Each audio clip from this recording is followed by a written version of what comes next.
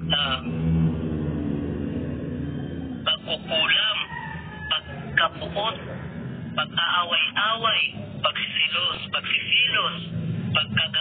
pagkakagalit, no?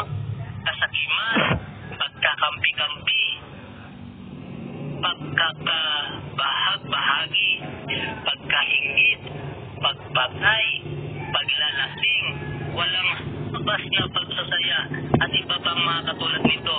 Muli ko kayong binabalaan, ang gumagawa ng mga ito ay hindi magkakaroon ng bahagi sa kaharian ng Diyos.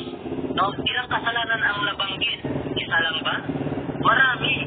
No? Kaya maraming